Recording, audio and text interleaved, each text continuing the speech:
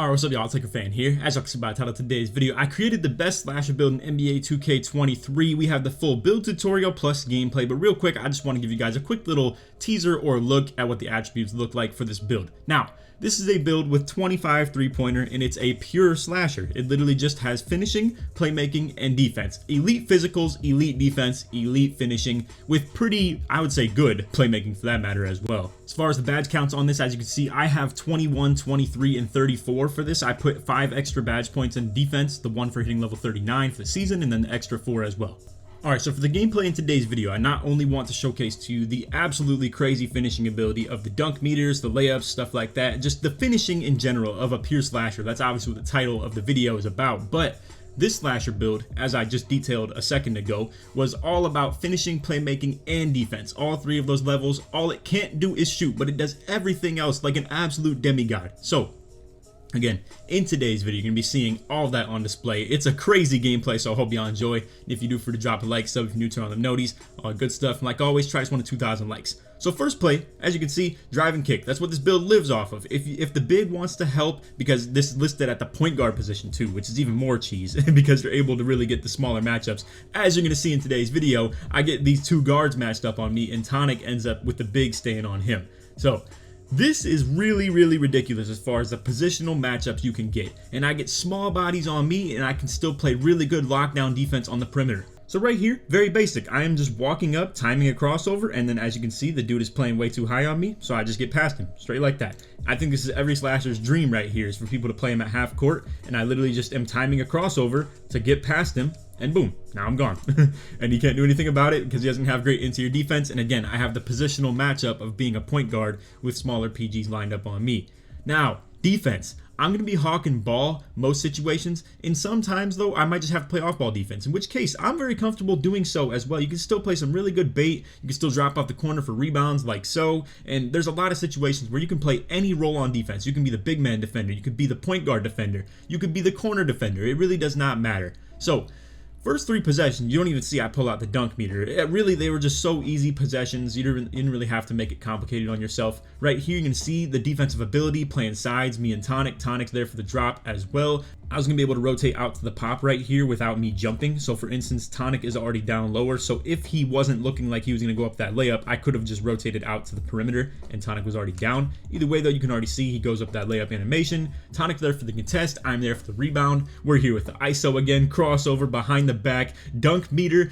I don't know if that was a contact dunk or not. As you can see, posterizer does pop up right here, and the big man does try and drop. Those contact dunk attempts will save you as well if you can really time that meter, as far as like saving you from the potential of missing them. Now right here, the defense on display, as you can see, again, I hate to rewind everything so extensively, but right here, I mean, we're just playing great bump defense, and he's just exposing that ball to me. So boom, we go for that pluck steal, and I understand some people may have a beef with that being in the game. I only have silver glove, 90 steal. This build is not steal made on defense. Keep that in mind too. We already showcased that in yesterday's video, but as you're gonna see, 2 plucks in a row. Dudes are just fumbling the ball around straight into my face. Pause, but they're just fumbling the ball around 24/7. So what are you gonna do about it? Now right here, I go up with a really bad take. I ended up trying to get a spin lay. You guys will see sometimes if you're on this pure slasher stuff that when you try and do spins and hops, it may just force you up into a bad animation. Running bailout at a high level and having good pass accuracy is a very good idea as far as playing that slasher style. Right here, you can see they just target Zeke. They get a dunk on his head. Again, X button dunks. I understand that some people do like to try and use them. For all I know, this build could be good at X button dunking too, but again, you know, people will sit here and say the slashing stuff takes no skill. I'd like to think I implement quite a bit of skill into it. I mean, we're dribbling really well, getting really easy takes with the dribbling, and then for that matter too, like I said, dunk meter every single time. I mean, I don't know why in a game where it allows you to do something like that and people call themselves comp or something, I don't know why they just choose to keep on holding their X button. Now if you're casual, I do understand, obviously. Right here you can see pick and roll ability. Now I like to do this with my boy Zeke pretty often. I want to showcase this to you guys because being a slasher, you can also feature as a pick and roller right here. So I try and set this up on the same side as my corner spot up. So if you start from the middle and your point guard starts opposite side of your corner, what you're going to be able to do is you as the pick and roller can curl these off for the alley-oop because as you can see, the corner is on the opposite side of the court. So This is a really slept on ability as a slasher this year. Driving contact lobs are ridiculous, as I'm sure a lot of you guys have seen in my career playing with like AD, Giannis, LeBron, any of them dudes that go crazy with that stuff. They work in this stuff too outside of career, and you can just dunk straight on people's heads, especially with, like I said, the versatility of not only having great driving dunk, but if you have good standing dunk too, if you're a little bit more of a traditional pick and roller, it goes crazy, bro. So don't sleep on those alley-oops at all. Right, you can see again versatility on defense. I really cannot speak enough to how elite this build is at defending and rebounding, like from the perimeter to the interior, and then same with again the rebounding versatility of offensive and defensive boards. It really can do everything except for shoot, and this is where I'm saying too, like some people have, like, you know, diss my playstyle real hard. Also, I should have boxed that out. I also should have boxed this next one out too, but I thought Tonic was going to be ending up on it, not leaking out in the break.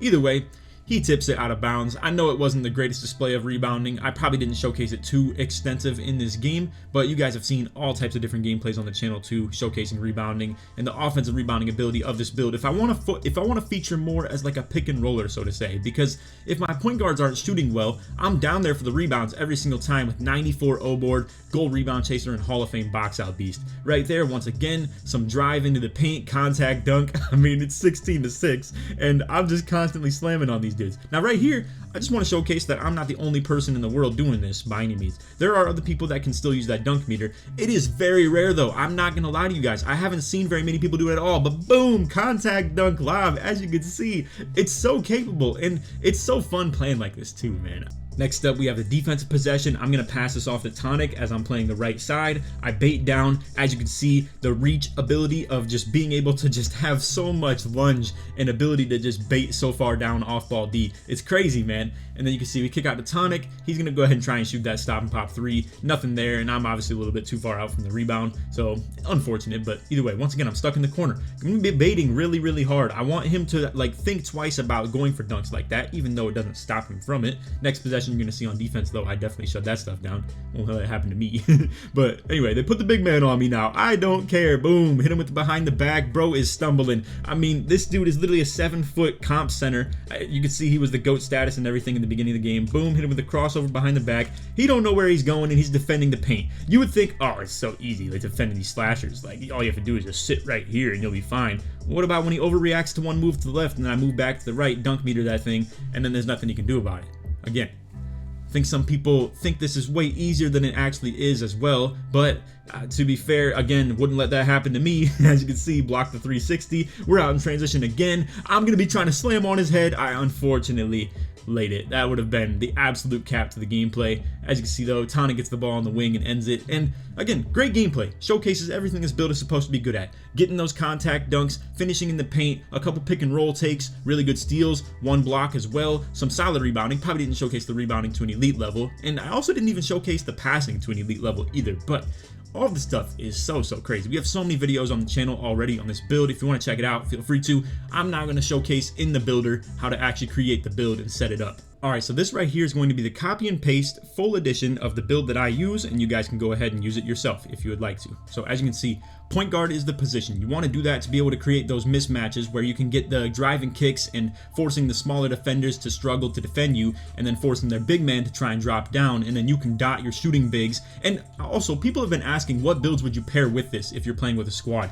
Anything that is taller than you and can shoot is a lethal combo to put on the court. Not to mention if they have some post-scoring ability, if they put bigs on you and switch the big onto you, if you have someone else who can dominate a small guard as well, it's extremely valuable. Now, what I've been doing for the most part is playing with two ball handlers who can also potentially take it if I have a taller big on me, and then we can run some screens to take advantage of his lack of speed on the backside. But what you can also do, like I said, is pair maybe with a post scorer or something like that, who can be a little bit of a stretch post for you and kind of be on some Embiid stuff, low key, which I know it's weird because they never really worked out together. But anyway, moving along, like I said, I would just pair with either shooting bigs or a taller point guard who can still hold his own and not get babied on defense, so that you can't, like, that won't let you play defense if they're going to be getting babied 24/7. So I would say anything between like a 6'6" point guard and up, or like a 6'8", and then to maybe play with like a stretch post or like a rim sharp type build, something like that. But anyway, as you can see, 6'9", 205 on the weight, 7'7" wingspan, and I went with the built body shape. You can go like define whatever you want to do.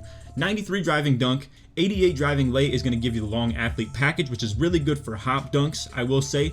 For the spins, it's not as amazing, I would say. I am a big fan of like Jelly and Circus when it comes to the spin dunks, but either way, like I said, having an 88 driving layup gives you some pretty good variety to that. Not to mention, you probably want a pretty good driving lay just in case you don't get put into a dunk. You absolutely want this driving layup rating too if you're someone who uses your X button and you're not planning to use the dunk meter.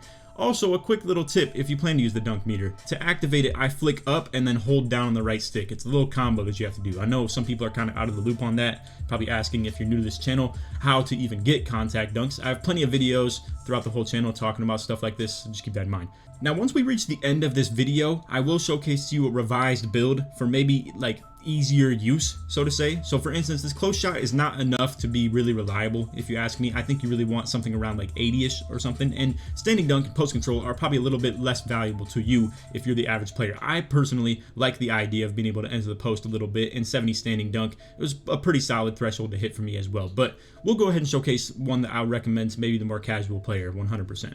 Anyway, pass accuracy, 85. Gives you that LaMelo Ball pass package. It's so crazy. It zips like so fast. I can't even begin to explain. 87 ball handle, extremely good for all the animations that you're going to need. I'll have that in another video as well, showcasing the best SIGs and stuff and how to actually dribble with this build. Probably the mixtape breakdown, so to say. But anyway, speed with ball, 75. Once again, good enough for a lot of good dribble styles. LeBron James, most to be mentioned. And then as you can see, defense. Definitely good enough in the interior defending ability. If you want it to be a little bit more OD with it and take away from your finishing, it's a little bit understandable as well. 77 interior D and 82 block has been cutting it for me so good though. I just ended up throwing this block rating in because it was the only like thing that was worth giving that last attribute upgrade to. As for the perimeter defensive ability of this build, 90 steal rating is going to give you that gold interceptor. It makes playing off-ball defense so ridiculous. You also get silver glove, I believe, at I think 85 steal rating, so a nice threshold to hit for that too. If you want to function more as an on-ball defender and not really care as much about your off-ball defensive ability, 85 steal is a pretty good threshold to hit if you want to revise this build a little bit. I will say though, 2K has always moved in those 10s thresholds for the steal rating, like 70, 80, 90. So I definitely recommend to try and hit 90 steal personally, especially at the fact that you could still play as a backside defender with this and still play like defending bigs with it. But anyway, again, perimeter defensive ability, steal rating, as we saw in the video, really good still. Silver glove definitely still puts in work. There's another sleeper thing about this 6'9" height too that I really want to mention to you guys. The glove being in tier 1 is so elite. Menace being in tier 1. And then having Challenger, Clamps, and Interceptor in tier 2. I mean, it's so fire. And I don't really care to run things like Pogo Stick personally. Anchor, again, I don't personally care for. If you wanted to upgrade your block a little bit to like 87 or 93 to make it worth running Anchor, you could do that, because personally, I'm not putting a bronze badge on for this build. At least in the tier 3, that's pretty much what I'm getting at. But anyway, again, Rebound Chaser and Brick Wall are probably the only two that are worth to me as far as running for the tier 3. Again, if you wanted to upgrade your block a little bit more for that anchor, understandable. But for me, I'm very content with just running Challenger, Chase Down, Interceptor, Clamps, Menace, Glove, all that stuff. Running Hall of Fame Box Out Beast, a little bit of Workhorse, and then running the Silver Brick Wall and Rebound Chaser on Gold after all the core badging and the extra badges have been put in. Like I said, I put 4 extra into it from the My Career, just, you know, storyline stuff that you get, and then also the extra +1, so I have 34 on the build as far as the defensive badges go. For the physicals, looking really good. 82 speed, 78 excel, 76 strength, that Silver Brick Wall, again, that's what you need to be able to pull that off, and then 85 vert. If you want to go higher on this, you could absolutely go for that as well, but personally, I think this is definitely cutting it for me. It's doing some really good stuff, and then 99 stamina as well. So last thing I want to talk about is the rebounding ability. The fact that I have 94 O board versus 81 D board, you may be confused by it a little bit, but for me, I am nowhere near floating on the three-point line on the offensive aspect of things. So I am either constantly driving, kicking, or I'm pick and rolling. So I'm always near the basket, and it makes absolute sense for me to have a high offensive rebound rating, whereas I plan to play on-ball defense with this in some situations and play with a taller big who has really good defensive rebound and can shoot. So again, generally, if you pair this with another build, they're probably going to have a low offensive rebound and a high defensive rebound because they don't plan to be on the three-point line, yet on defense, they plan to be there for defensive rebounds. Again, for me, this is still a very doable rating for D-boards, but I plan to be more of an on-ball defender. I plan to play more like a lock on defense than I do a big man, so to say. But the 81 D-board definitely still cuts it. It definitely is a like fire thing, that the fact that you have Gold Rebound Chaser and Hall of Fame Box Out Beast, though, even if you only have 81 defensive rebound, you're going to feel like you have way more than 81 just because of the badges. And I'm not just BSing you when I say that. I'm telling you, like, literally, that's how I feel. I feel like I have way better than 81 defensive rebound. But anyway, for the takeover options, I think all 4 of them are super fire. I actually, like, kind of rotate between all 4. I would say Playmaker Takeover probably the least as far as what I use. I maybe will use it on 2s. And then for Rec, when I'm playing with randoms and I'm lined up at the point guard, I still love to run Play Take as well. I would suggest Badge Boost if you're going to run anything in the playmaking takeovers. Now for the finishing, I don't really run anything besides finishing moves, to be honest with you. I do kind of want to try advanced gathers though, now that hops and spins are also like pretty good in this game. I haven't really tried Euros too much, to be fair, but easy blow-bys do not run. I mean, if you're a slasher, you don't need to be playing for blow-bys. It's literally like you're going to run into people who just paint sit on you, and whatever helps you get more contact dunks probably is one that helps you the more, or to do anything that just does with anything besides finishing is probably a better takeover as well. So Extreme Clamps is the one I'm the biggest fan of as far as the lock takes go. Perimeter Badge Drop is solid. I haven't really tried Enhanced Jump Shot Contest a whole lot. I feel like the jump shot contests are already extremely good, so I don't really need any boost to that. And again, Extreme Clamps, definitely fire. Now, for the glass takes, Box Out Wall, extremely nasty. You can worm people like crazy, comparing it with Box Out Beast on Hall of Fame. You could just swim around them, as you can see, and again, it helps your box outs in general. See, the future is also pretty solid. I definitely lean more toward Box Out Wall though. So for me, the 3 takeovers that I generally rotate between are going to be finishing moves in the primary slot, because when I get that primary takeover, I'm trying to take over. Whereas when team take pops on, you're going to be getting your secondary. So I personally would run finishing moves primary, and then for the secondary, run whatever floats your boat a little bit more between Box Out Wall and Extreme Clamps. If you're playing more like a big and you don't really plan to be on the perimeter defense so much because that's just the people that you play with, then I would definitely run Box Out Wall. Not to mention if you're playing with pretty 50 shooters, like they just don't hit at a super high rate, Box Out Wall and Glass Takeover can be extremely convenient for cleaning up for your teammates' mistakes and misses. And then also, like I said, if you play with maybe bigs that can shoot and stuff like that, and you're more lined up at the 1 or the 2, and you're playing more perimeter defense, Extreme Clamps is definitely the move. So anyway, the build name is two-way interior finisher. I'm not going to go ahead and showcase that or anything like that. But to wrap things up, I do want to show to you a revised version of this build. So I think personally having the post control and standing dunk at a super high level is not exactly worth it. And also, not to mention, like I told you guys, I think the driving layup of 80 and getting that jelly and circus package is plenty good. I think that having long athlete is a little bit more no skill oriented, where like long athlete hops are still extremely dominant, but personally, I think you could make this revision, and literally all you're changing as far as the build is just taking down that post control, standing dunk, and a little bit of driving lay, and then you get your close shot all the way to 85, which is so much more usable for that. I know what a lot of people do in this year's game, they're just running past people, sit below the basket, and then go up the close shot. It would fit a lot of people's meta, so to say, already. Not to mention, if you play as a little bit of a pick and roller, it's very convenient to have this high close shot rating, probably more convenient than it is to have your driving lay. But I think if you make a build like this and you don't have that super high driving layup rating, it'd probably be best to go for that dunk meter instead of just holding X, because you always want to be able to get that dunk to pop off instead of your driving layup.